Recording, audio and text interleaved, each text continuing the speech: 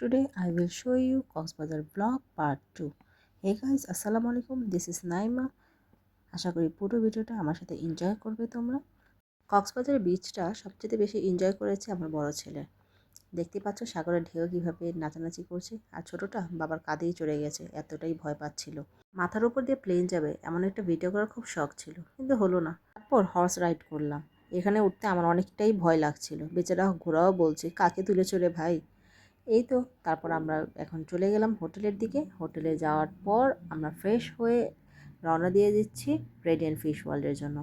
জায়গাটা যে কী পরিমাণ সুন্দর বলে বোঝাতে পারবো না, তোমরা আসলেই বুঝতে পারবে। এখানে একটু চিড়িয়াখানার মতো করে রেখেছে, অনেকটা সুন্দর লাগছিল জায়গাটা। এটাতে দেখো মনে হচ্ছে পানির নিচের পাথরগুলো এমন করে সাজানো। অনেক ধরনের এখানে মাছ ছিল, অনেক প্রজাতির ছিল। এগুলোকে দেখো কেমন করে খাওয়াচ্ছে ফিডার দিয়ে, বাচ্চাদের মতো। নানান প্রজাতির মাছ, অনেক সুন্দর সুন্দর মাছগুলো। এই মাছটাকে দেখো, এটা যে কি ভালো লেগেছে আমার।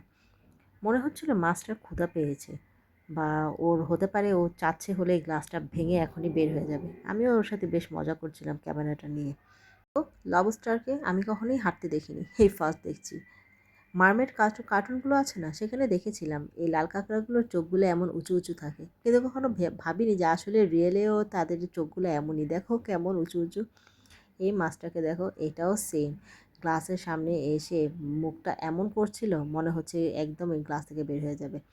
আর ইনাকে দেখো গাছের মাঝে বসে আছে।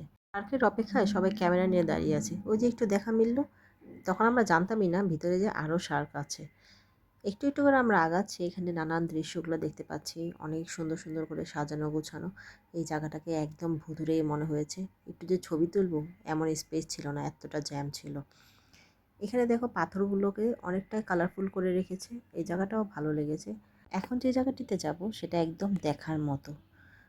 মনে হচ্ছে একদম সাগরের নিচ দিয়ে এই রাস্তাটা করা, মাথার উপর দিয়ে পানি এবং চারপাশে তোমার মাছ আর মাছ।